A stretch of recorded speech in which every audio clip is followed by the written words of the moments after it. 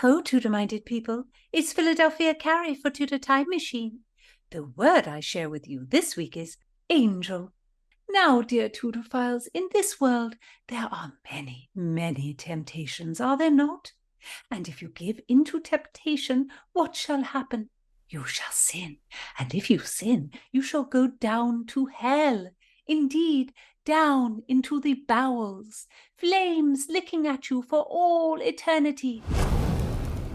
Although some people do think differently, they are certain that the devil chooses oil, not flame, and you shall be boiled in oil for all eternity, your skin endlessly peeling off. But how may you free yourself? What hope have you? You must approach your demon steadily, stealthily, and then... Whoa! Wow! Scare the hell out of them. Philadelphia! Once you scare the hell out of your demon, he is an angel. It is so. This is my advice. I would not have Tudorphiles trapped either in oil or flame. Philadelphia, you scared us. Did I? How delightful. Angel is our word of the week. How now, Tudorphiles, what think you? If you're new here, I'm Gage. I'm Jessica. And we're here with Philadelphia Carrie for Tudor Word of the Week. Don't miss a word and listen to the Tudor Time Machine Story Project. So diverting. Subscribe on YouTube and give me a like. Tudorphiles, thank you for listening. Every one of you has the wit of Rosalind and the heart of Cordelia. And thank you for writing to Philadelphia on YouTube and suggesting words. Shout out to @BrianEdwards7142. Your word will be on very soon. Why did you choose angel, Philadelphia? We know the meaning of the word. There is no question that we know the word angel refers to a messenger of God. Yet it is also the name for a coin. An angel is money? And some say it was patterned after the French coin, Angelotte, by our King Edward IV in 1465, but I do not believe it. Why would Edward copy a French coin? There is no sense to it.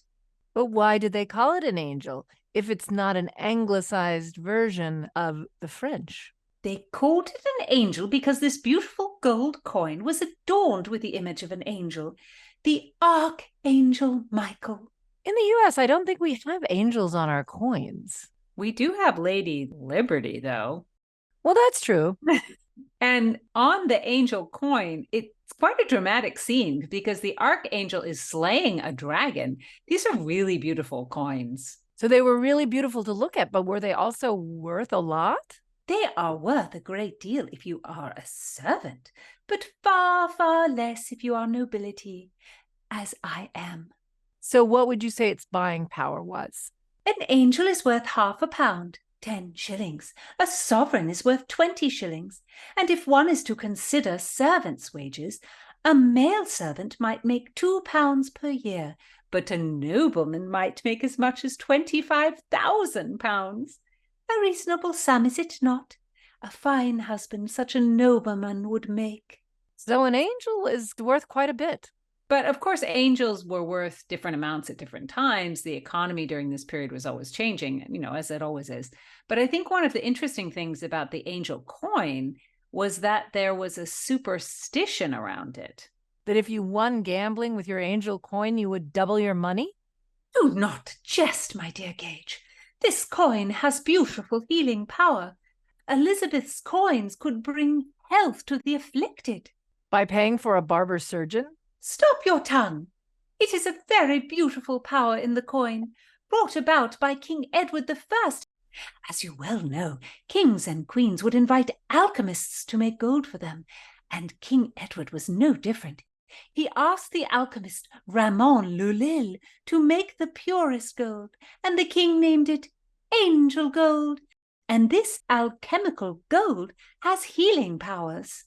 But that was hundreds of years before Elizabeth coined her angel coins. I don't think there was any leftover alchemical gold in Elizabeth's coins. It makes absolutely no sense. You have no sense. It is a touch piece. If you are afflicted with a terrible skin inflammation called the King's Evil, the touch of an angel coin can carry the disease away. And Queen Elizabeth, the very particular, would use her touch to cure this disease. Oh, my, yes, as did Henry VIII and Queen Mary. But my gracious Queen Elizabeth, she did not always use a coin. She would touch the sores of common people? Apparently she did. Elizabeth's chaplain, William Tudor, wrote, "How often have I seen her most serene majesty prostrate on her knees, body and soul wrapped in prayer. How often have I seen her with her exquisite hands, whiter than whitest snow, boldly and without disgust pressing their sores and ulcers and handling them to health. How often have I seen her worn with fatigue, as when in one single day she healed 38 persons of the struma." And this Tudor wrote that most, in quotes, of these touched eventually regained health. The kings and queens and all the common people believed that royalty was so high up in the great chain of being that it could heal people. Elizabeth would take time on her summer progresses to do ceremonies where she would lay her hands on people to heal them. It's just not how I see Elizabeth. But then when I think about it in another way, it is, because imagining Elizabeth there among the people and using her hands to heal them, that's very strong images that she cares about her people. So maybe it is very, very like her. I wonder if she actually believed she could cure people. Yeah, I'm sure she believed it. There's no way she saw herself as a charlatan. You ladies are without sense. My gracious queen can cure. It is not strange. But if she were not able to bring healing herself, the angel coin would suffice. One could press it to the affected area, and it would bring healing. Well, since the king's evil was a pretty nasty condition, I guess it's good to get rid of it however possible.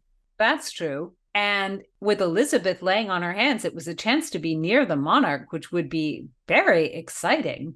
I agree. But Philadelphia, I don't know if we can use angel as a coin as a vocabulary for modern audiences. Oh, so sad.